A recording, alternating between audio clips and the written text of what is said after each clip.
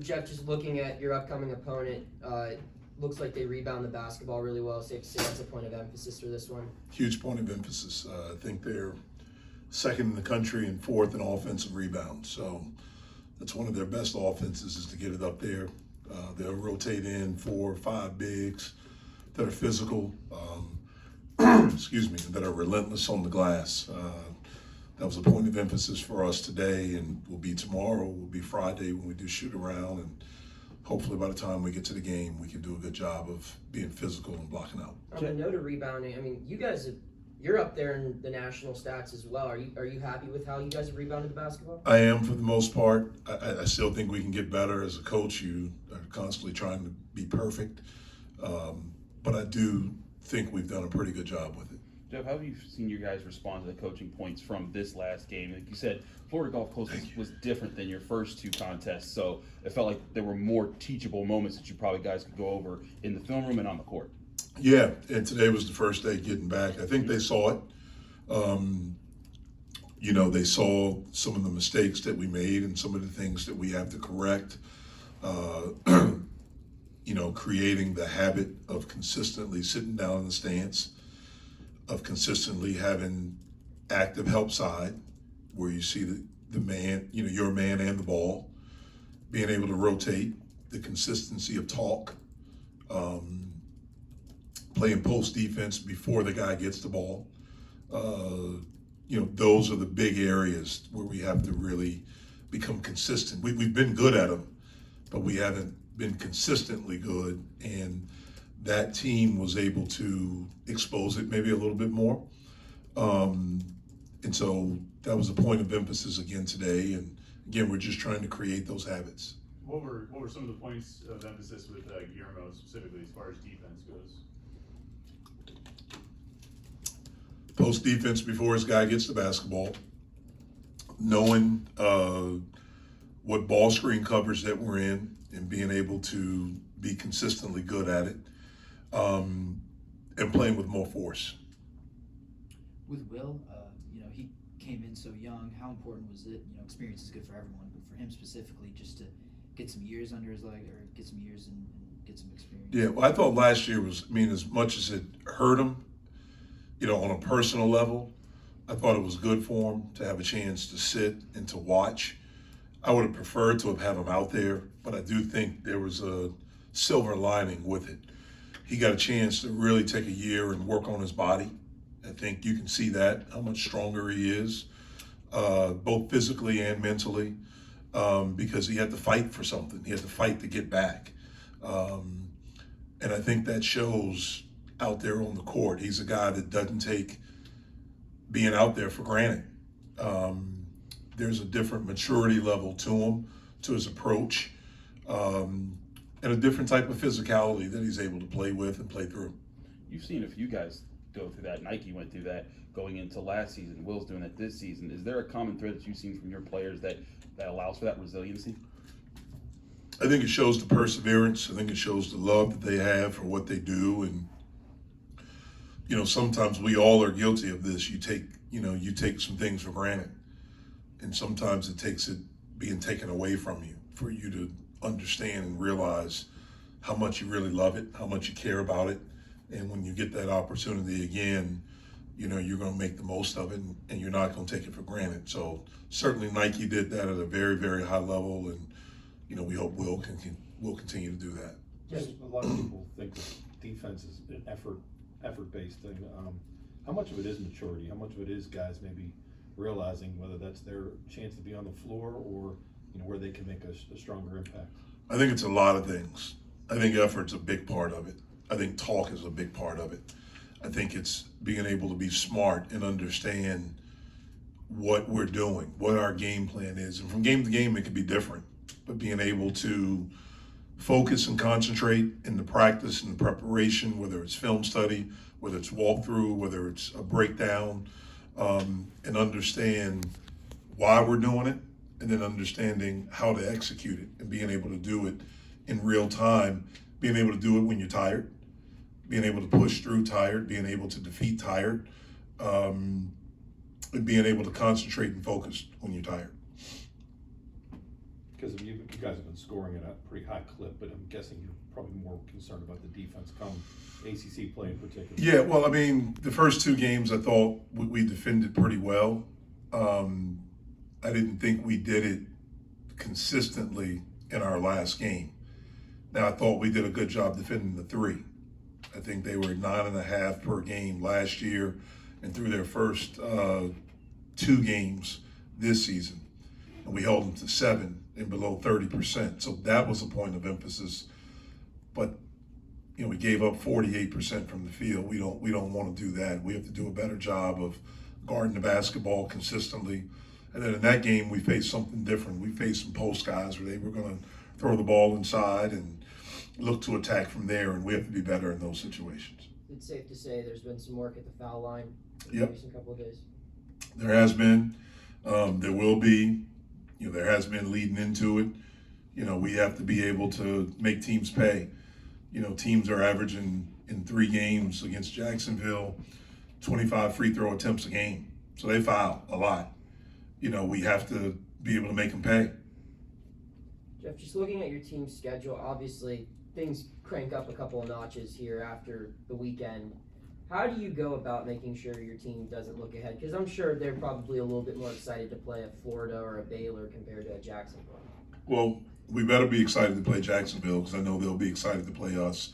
The thing that we constantly talk about is being where we are, not looking behind, not looking ahead, being where our feet are and focusing on this moment and just trying to be 1-0. At times I know that's easier said than done. I understand that. Sometimes the opponent's human nature. For us, those first couple of games, even the exhibition game, like it went really well. We played well. It was exciting. People around here are excited. We have to stay even. We can't overreact either way, good or bad. We have to stay focused at the task at hand. And that's what we did today. I thought we did a good job of that today. We have to do it tomorrow. And, we have to be ready to play on Friday. Next Wednesday will take care of itself. And Friday after that. And I don't know when the next one is after that, but I know it's someone big and we'll be ready for it. Going back to the free throws for a second, were the numbers that you guys have put in games, are those different from what you've seen in practice? They are pretty much. I mean, we really have 3 guys that have struggled in the games that have to do a better job. We as a team collectively can all do a better job. We've done a good job of it in practice, but there's a different type of pressure when it's games and people are there. We have to be able to step up and knock them down. Last year, you guys, of course, set the program record for most 3-pointers made. Right now, you guys have 2 guys tied for second most just through the early part of the season in the ACC. How do you see your team? Is that a challenge that you guys are looking at, like, hey, we have to be productive beyond the arc, or is that just a result of the game plan and just something that you look back and say, oh, that was nice that happened? Well, no, I mean, it was something last year that we tried to be conscious of when we recruited. Going out, getting guys that could shoot. The first 4 years, we couldn't. We just couldn't. That was the reality. And so we tried to be mindful of that in recruiting. We've tried to be mindful of that with this year's team. I don't think we've shot it as well as we're capable of. We haven't had a game yet where it's clicking like we've seen in practice. Some of that's a testament to defense. Some of it we just missed shots. I thought we got some really good looks, some clean looks in the last game. We missed some. But those are the shots I want our guys taking. You got right now Bub and Blake both with 9. Who are some of the other guys that you guys expect when things are clicking? They're going to be the guys. Yeah, I mean, Jorge, we saw it in the first game. Guillermo can shoot the basketball. Ish can shoot it. His volume's not as high. Jalen made 2 the other day. He can shoot it. Mike can get in and shoot it. Will can make it. He's got to do that a little bit more consistent. But I feel confident with everyone we put out. Fetty's not. That's not who he is. But everyone else, we feel confident with them being able to shoot the basketball. As long as they're good shots and come within the flow of what we're doing. Will said the other night, he'll do whatever he has to do to win games. His role right now is not necessarily a glamorous one, right? Defense, rebounding. Did it take him time to, I don't want to say accept that, but understand that that's how he can help the team Well, that's interesting because like it's like who's it glamorous to? You know what I mean? Like, and that's one of the things that a young player has to understand. All players, not just young, all players have to understand, like, how do you get on the court? Like, what's your role? What are you good at? I think so many young people try to be good at so many things. And the way the game is judged, when I remember when I was younger playing, and it was different for me because my dad was a coach. So I was never asked after a game, how did you play? Then the next question was, how many points did you score? I was never asked that. Because that's what most people look at as glamorous, as sexy, is the scoring. Oh, he can really shoot. Or man, this guy can really pedal, he can really handle. Did you see that crossover? And things like that. You know, to me, man, being gritty and glam, you know, and being able to really defend and to guard multiple positions, like that's so good. Will had a play towards the end of the game. We showed it today. He guarded 4 people on a possession. Like that's big time stuff because it was 2 guards, it was 2 big guys, and to be able to sit down and to do that, like that's big time to me. Now I'm a basketball guy. I'm not just a regular fan that just look at Sports Center and that's all that they show. And so one of the things we try to do is to get our guys to understand that every role is glamorous because every role is important to the managers. We can't do what we do at a high level if our managers aren't good, if they don't do their job at a high level. So everyone should take pride in whatever their role is, whatever their strengths are, and do it at a high level. Now, to answer the second part, it does take time for guys to understand that because when they leave us, they're going back and people are asking them, how many points did you score? How many shots did you get? Or, man, you should be shooting.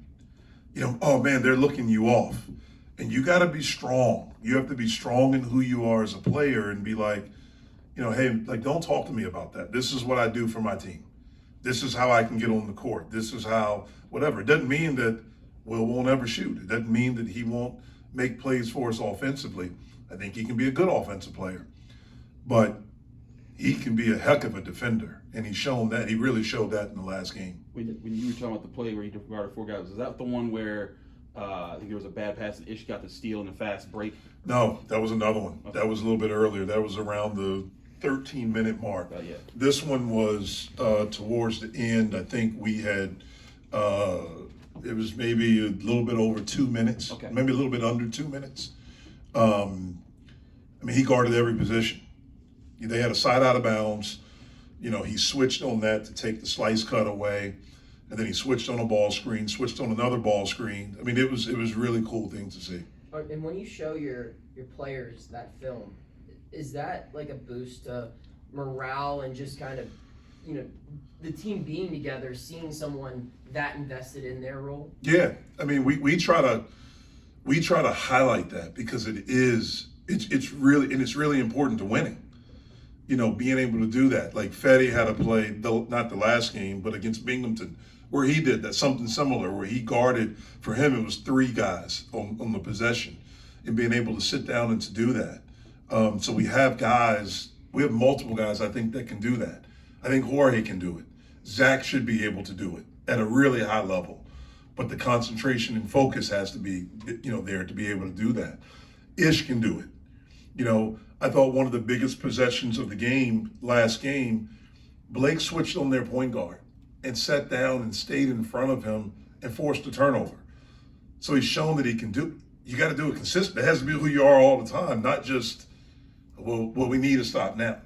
We need to stop all the time. And so they have the focus and the concentration to do that. I wanted to ask, last week you signed the two guys in the 2024 recruiting class. We haven't really gotten a chance to talk to you about it since then. Can you talk about each of those guys, just what attracted you to them, what they bring to the program? Yeah, well, we've known Biba for a while, obviously, with Nelly. You know, even before we started recruiting Nelly, we started recruiting Brandon. And it's been really cool to watch him improve, to watch how much better he's gotten, the time that he's put in, you know, in the weight room and working on his game. He's quiet, but he has this competitive fire that I love. and he really, really played well last spring and summer on the EYBL circuit. He's wired to score. I think he has a chance to be a heck of a defender, and I think he's going to continue to get better and better. And he's an unbelievable kid, which we know a lot about, he and his family.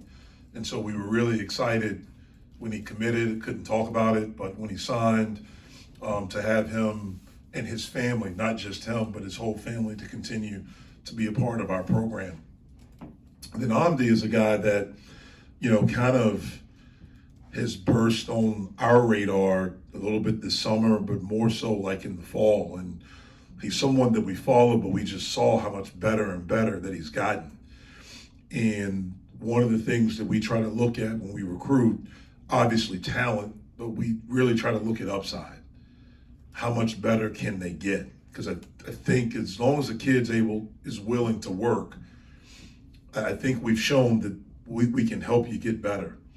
And when we looked at him, he's this 6'10" guy that can, he can defend multiple positions. He has a high motor. I think if I remember right, I think 2 years, maybe 3, but 2 or 3 years ago, he was a 6'1" guard. And then he hit this growth spurt. So he's ball friendly, he can shoot, and he's a good athlete, and he's got a high motor. And he's a really, really good kid. That's one of the things we were able to see when we brought him in for his official visit.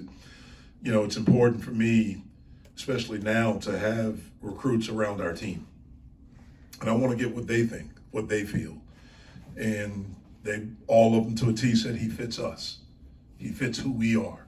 And so we were really, really fortunate to get him, and think he's a guy like Brandon that both of those guys have high upsides. On the note of Amdi, where do you find a guy like, because just trying to find stuff to write about him, he's a lot more under the radar than most other guys you recruited in recent years. Yeah, no, he's, we heard about word of mouth, people up north told us about him and how much better he's gotten. And, we started going up there this fall to see him just as we were out. One of my assistants kind of makes the trek up there and goes and sees a bunch of schools, I should say, and saw him, really was impressed by him, went back and watched him, really was impressed even more. And, so I, got a chance to go see him and watch some film and, just the upside, and, started developing a relationship with him and got him. And on the note of upside, is it kind of similar to maybe like the Twins too, where you see just a younger guy with a lot of length and like definitely like that, like Mo. Mm-hmm. Mo Gee a couple of years ago. And again, I wish we had him for more than 1 year because we saw how much better he got.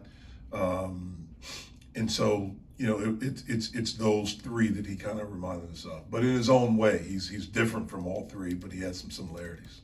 Coach, you obviously dropped a promotional video for the Pitt volleyball game this Saturday. I know they're trying to break the attendance record, but what's the relationship between you and Dan Fisher, and how important is it for other athletic programs at the university to have success, and that helps impact your program? Yeah, well, Dan and I have had a good relationship since I've been here.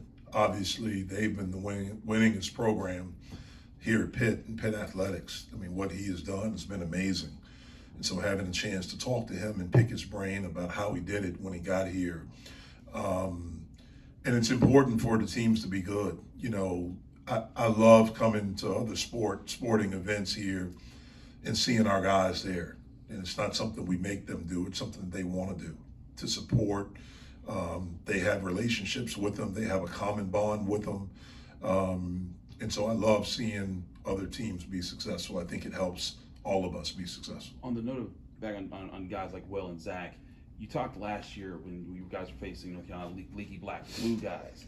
Is that something that you coach these guys to be a lot of, and saying is trying to show them a tape of other guys that play that role, not just leaky, but guys across basketball? No, it's we try to show examples, man, on all levels.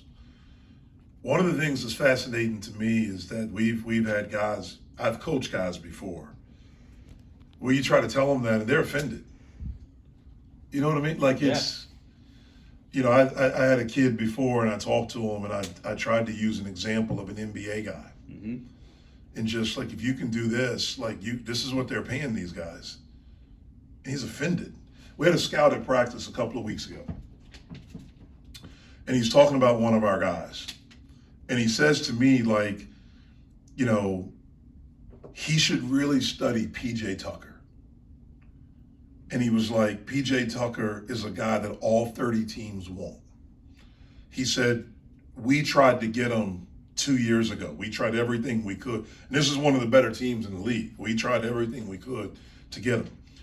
But you want a guy like that because he's so tough defensively. He knows who he is. He can guard multiple positions, and he can make an open three. Like, come on, man. Like, what are we talking about? You know what I mean? But it's hard for guys to figure that out and to accept that.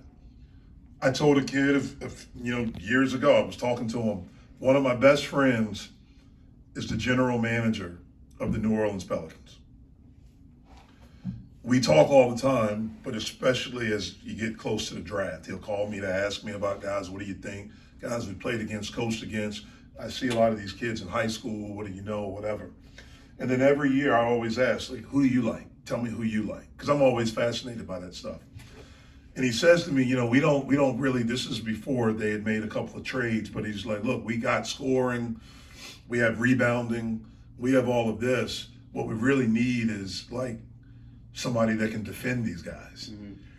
And he said, if they can defend at a high level, they'll score in this league because they'll be on the court, they'll get a couple of layups, they may make a three, they'll sprint, they'll cut, they'll get fouled. And he said, I'll pay somebody, $15 to $17 million a year for that. Like, come on, like what are we? And then you say that to a guy, and they get offended, and their families get offended. Do you think part of that being offended is AAU culture? I have no idea. PJ Tucker was Big 12 Player of the Year. It was a scorer. Yeah. But how do you accept your role? He was a non-drafted guy. He went overseas. Mm-hmm. There's a great clip that he talks about, like, people want to play this role. This is what you do. You may play 40 minutes and not touch the ball, but are you effective in winning? And the guys that get that, man, like you have to understand who you are, what your strengths are, and it doesn't mean you have weaknesses. It just means, like, I'm really, really good at this. Like, I can really defend. I can really pass. I can really defend a ball screen. Mm-hmm. There are guys in that league that make it. Like, they can't make a post move. It's a post, but they can't make a post move. But I can defend the ball screen. Mm-hmm. I can rebound. I can be in the dunker spot. I can catch lobs. I'm really important. You may not throw the ball to me in the post, whatever. When I did USA Basketball, we had some guys that were like first team All NBA that were like, they couldn't make post moves, but they could defend a ball screen. You could throw it anywhere to them. They talked. They understood who they were. And that's what this whole thing is about. And the really good teams, that's one of the reasons I thought we were good last year. The parts fit, and we understood who we were. Everyone understood, like JB, like he's the lead, he's the voice, he's, this. Blake is the emotional guy. Nelly's the steady guy. Greg's the shooter. Nike's the wild card. Like, he can get going, and he's, Fetty's the guy that's going to defend everyone. G is going to come in and give us some minutes, and he's different than Fetty. Guillermo when he plays, and so all of that, and that's what we're trying to establish right now. Thanks, guys. All right.